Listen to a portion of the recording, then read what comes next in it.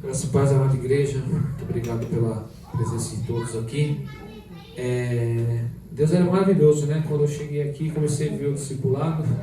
Vocês vão perceber agora que aqui é continuidade daquilo que disse o discipulado essa manhã, né? E eu nem imaginava que existia um discipulado, né?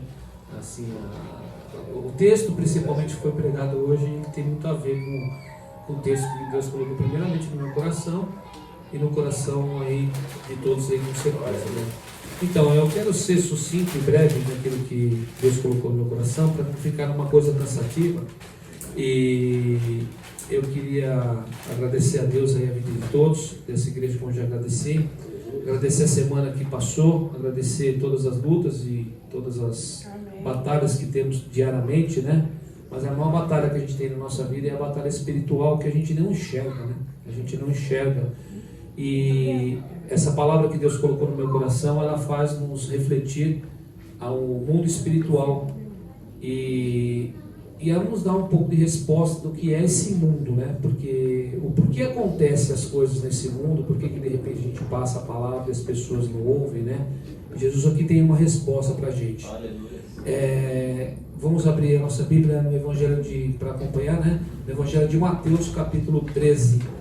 Mateus capítulo 13, eu vou pedir a ajuda dos irmãos apenas para uma leitura e assim sucessivamente, tá ok? Quem puder me ajudar, vai ser do versículo 1 até o versículo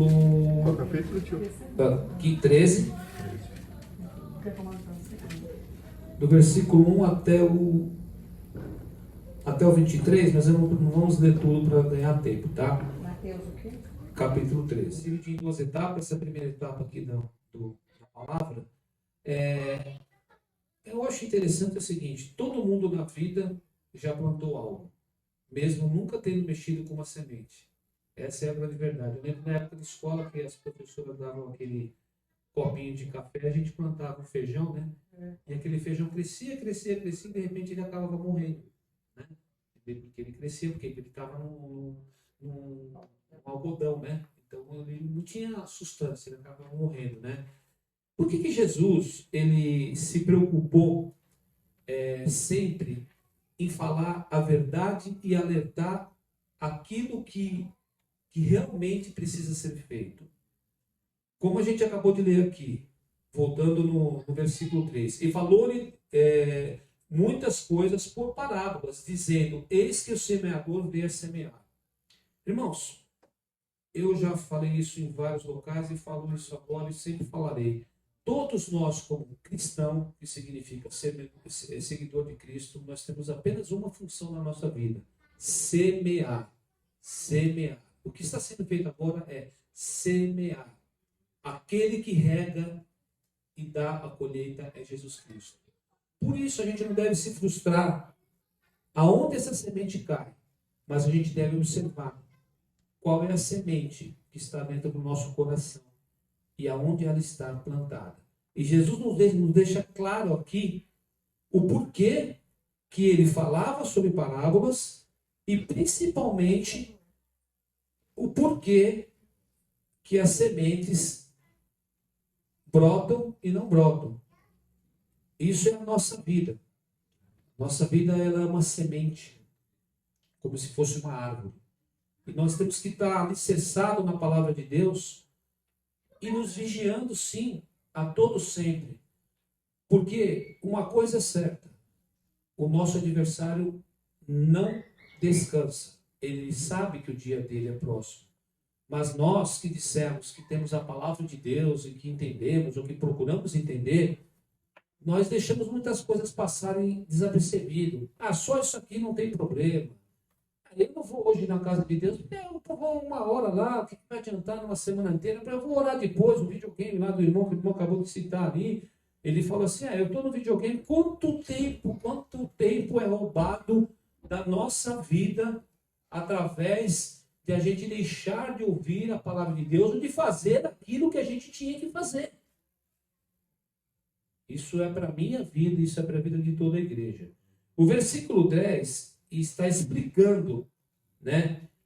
E acertando-se dele, dos discípulos, disseram, os discípulos perguntaram para ele, como a gente está perguntando agora, às vezes, por que o senhor fala por parábolas? E ele respondeu, no versículo 11, e dizendo: porque é dado o conhecer o mistério do reino de Deus a vocês, e a eles não é dado. O capítulo de Mateus é falado aos judeus, tá? Então, os judeus, eles tinham na época sempre que ter comprovado as coisas na Bíblia, tá? Os judeus não são diferentes do povo que a gente prega o evangelho aí fora, porque eles têm sempre uma defesa, entendeu? Mas aqui, em específico, Jesus escondeu dos judeus porque eles, sendo muito sábios, não tinham humildade de poder entender aquilo que Jesus estava pregando.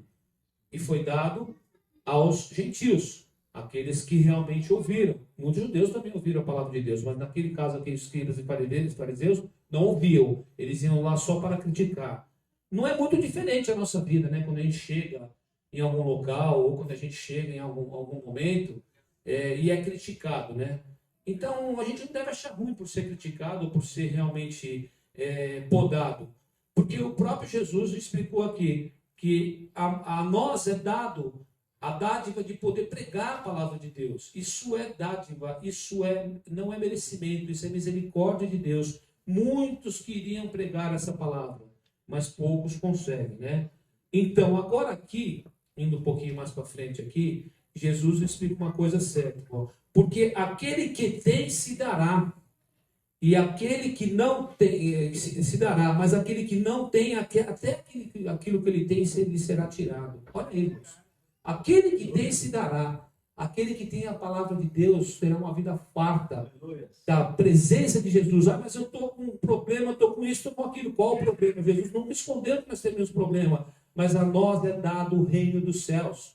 E aquele que não tem, até aquela muita riqueza que ele tem, aquela muita arrogância, aquela muita coisa, ele será tirado, porque ele não tem nada. Ele é um pobre inocente não, um pobre pecador, uma pobre pessoa num lamaçal de pecado, tentando ali colocar dentro do seu coração uma bandeira que já está mais do que desgastada, que ele não vai conseguir passar nada a ninguém, né?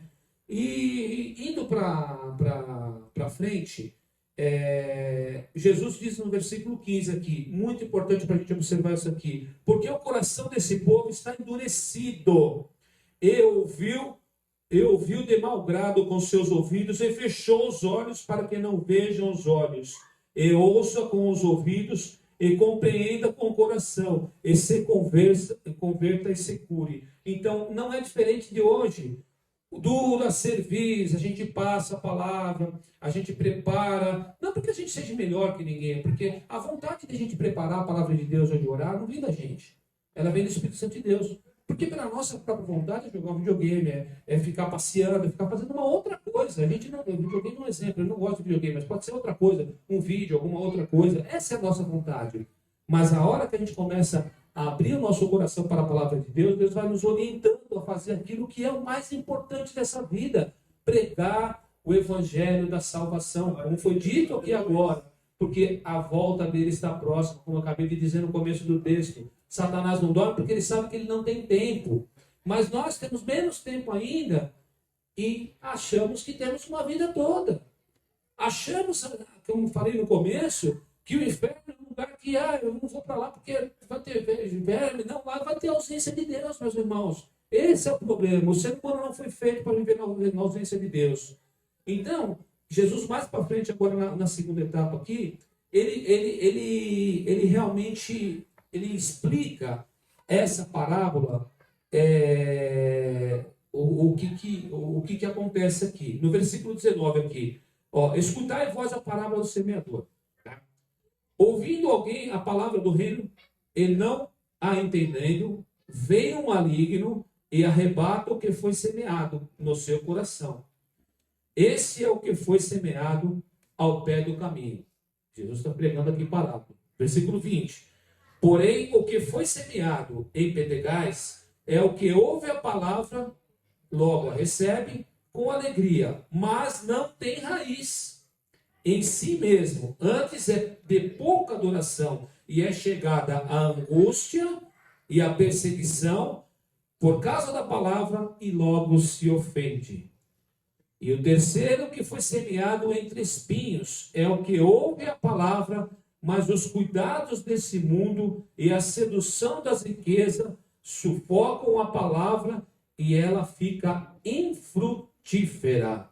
Mas o que foi semeada em boa terra é o que ouve e compreende a palavra e dá fruto. E um produz 100, e o outro 60, e outros 30. Amém? Jesus, ele é maravilhoso. Ele explica tudo aqui, está explicando na parábola. Agora, levando para a nossa vida. Irmãos, nós todos vamos semeando. Então, muitas vezes a gente vai semear com as nossas atitudes, a semeadura. A gente vai semear num terreno, a gente não sabe onde essa semente vai. Quem dá o crescimento é Jesus.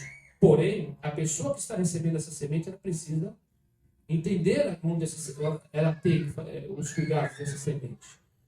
Muitas vezes a gente olha para aquela pessoa e fala assim: ah, isso não vai dar certo. Isso daqui não adianta nada, porque isso daqui eu já falei 300 vezes, a pessoa não muda. Eu conheço a pessoa há 50 anos, ela não muda. Quem falou que é o seu tempo? Quem falou que é o teu tempo na vida daquele ser humano que vai fazer ele se converter? Porque você não converte ninguém. Quem converte é Jesus. E o que significa conversão? Ele estava no caminho errado, extraindo por um caminho correto. Mas aqui, como foi dito na palavra de Deus aqui, o meio do caminho acontece várias coisas na vida do ser humano. Pessoas que são casadas, pessoas que estão namorando, as pessoas que estão fazendo faculdade, as pessoas que estão fazendo várias coisas. Ali é o meio do caminho. E agora nós vamos entender, resumidamente para a nossa vida, o que Deus está falando para a gente aqui. Quando a gente ouve a palavra de Deus e a nossa semente ela é plantada em terreno que não é fértil, os cuidados desse mundo nos tiram a consciência da adoração do Senhor. É um grande problema. Qual é o cuidado do mundo? Quanto tempo eu tenho me dedicado à palavra de Deus? Eu sou um dizimista fiel, eu sou um ofertante fiel, eu faço tudo certinho, mas quanto tempo eu me debruço na palavra de Deus para orar? Para buscar o entendimento da palavra de Deus? Como é que minha semente vai ser frutífera se eu não busco a fonte? Se eu não busco aquele alimento saudável que é a palavra de Deus, jamais ela pode ser frutífera.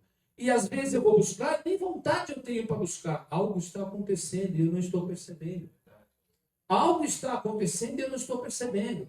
Porque eu acho que tudo se resume no meu modo carnal de viver. De acordar de manhã cedo, trabalhar e orar de qualquer jeito no ônibus. Ou de pelo menos procurar Jesus talvez uma ou duas vezes no dia. Ou talvez nem uma vez no dia, quando ele for dormir, eu procuro ele. Você já viu alguma planta crescer sem adubar? Ou sem pelo menos tomar água? É impossível. É assim a nossa vida. É assim a nossa vida. Os cuidados do mundo, os afazeres do mundo, as coisas do mundo nos tiram a atenção de Deus. Será que a sua doença é maior que Deus? Será que o seu problema financeiro é maior que Deus? Será que a sua angústia de repente, não ir bem numa faculdade, num serviço, em algum local, é maior que Deus? Será que por você servir a Deus, você é mais importante que o seu irmão que não serve a Deus? Essa pergunta a gente tem que fazer para a gente, porque a gente se acha super crente muitas vezes na vida. Eu estou salvo, então o importante é que me salve. Não. Muitas vezes a gente se acha assim, mas a gente fala assim, não, eu não me acho assim, não, a gente se acha assim. Sabe como? Como a gente deixa de olhar aquelas pessoas necessitadas. De repente a gente vê o vizinho da gente fazendo uma festa, dando muita risada, mas no dia seguinte pode olhar para a cara dele. Acabou tudo. Acabou tudo. Não que não era fazer uma festa. Jesus era festeiro, fazia festa, não era nada disso. Mas o prazer deles está em cima do que ele pode consumir, do que ele pode fazer. Então, a gente tem que tomar cuidado com isso, para que nada possa roubar essa semente do nosso coração. E eu tomei muito cuidado na minha vida, porque muitas vezes eu mesmo me questionei nesse sentido. Poxa, eu estou falando tanto de Jesus para aquela pessoa, mas sabe de uma coisa? Confessando, primeiramente a Deus, né, que eu já fiz isso, mas ao mundo também. Será que realmente eu estava vivendo aquele genuíno evangelho dentro da minha vida? E eu apenas estava cobrando o meu irmão de viver aquele evangelho que de repente eu não estaria vivendo. Muitas vezes a gente é assim. A gente olha para o nosso irmão, ou a gente olha para o nosso cônjuge, ou a gente olha para uma pessoa que está passando necessidade, e na nossa cabeça vem um pré-julgamento.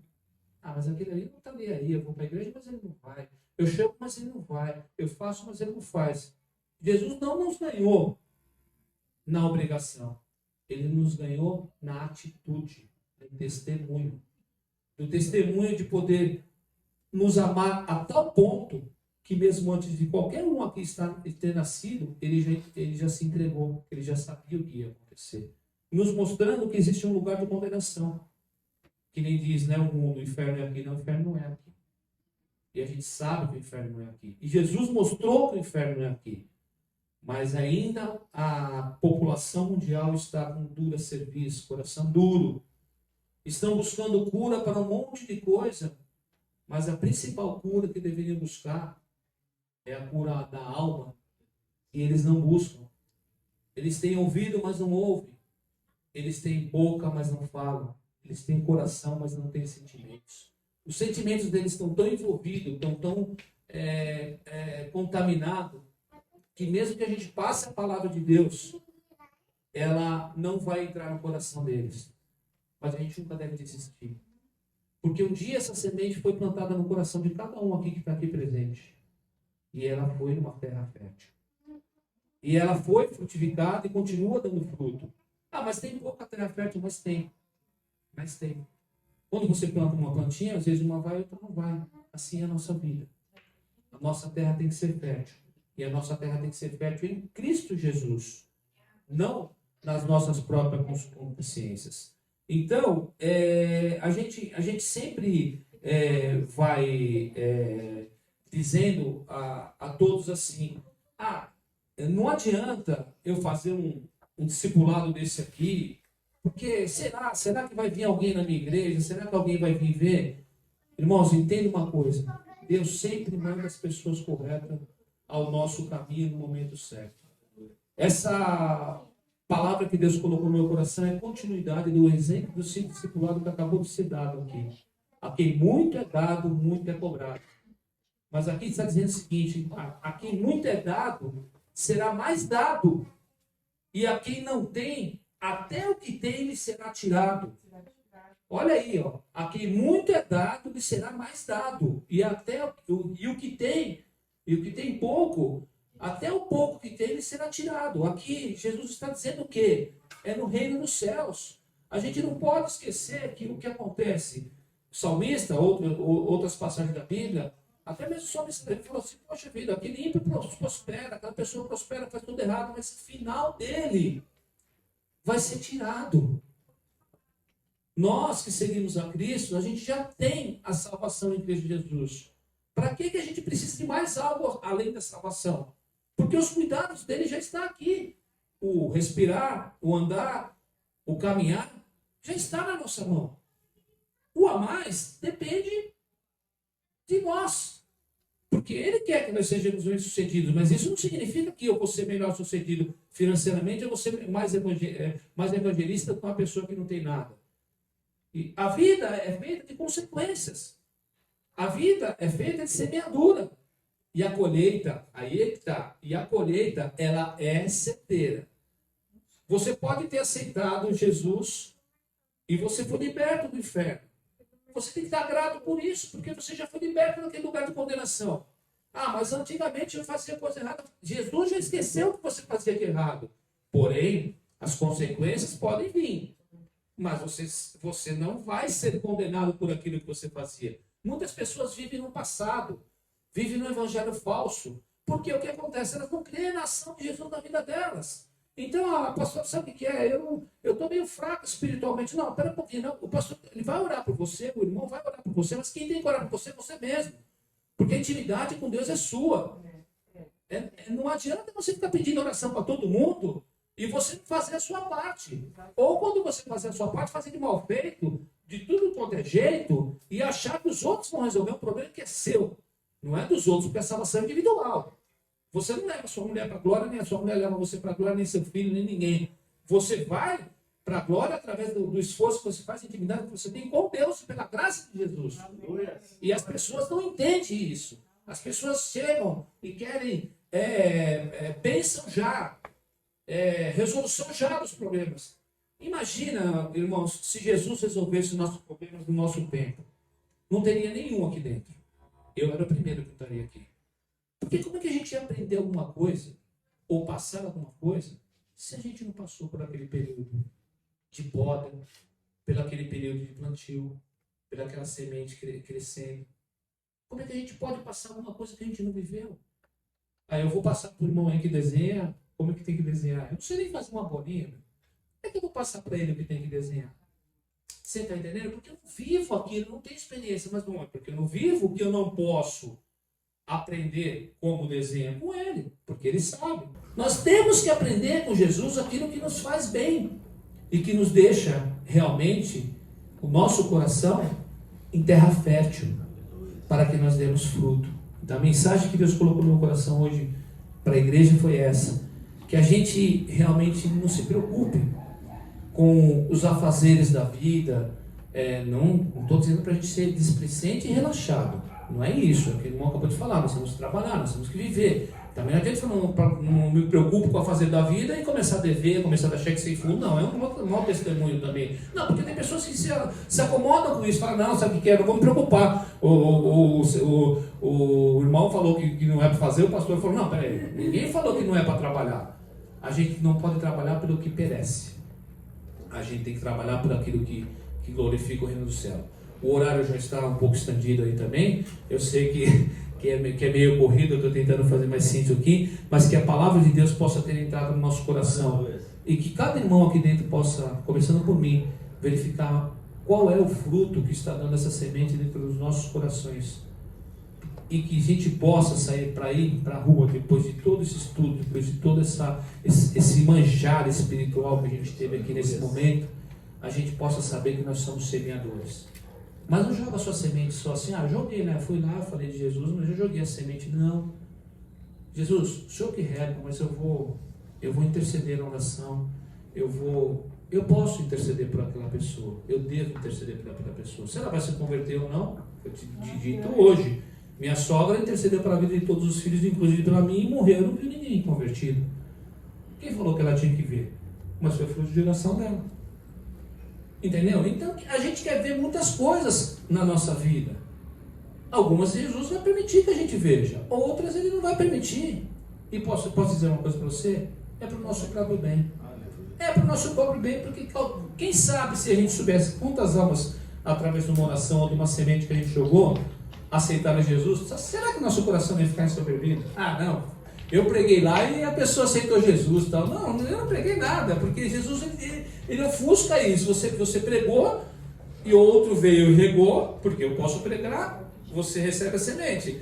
Outro vem, prega, ou seja, discipula aquela pessoa e a salvação vem por Jesus. Não tem outro caminho, outro modelo de se fazer.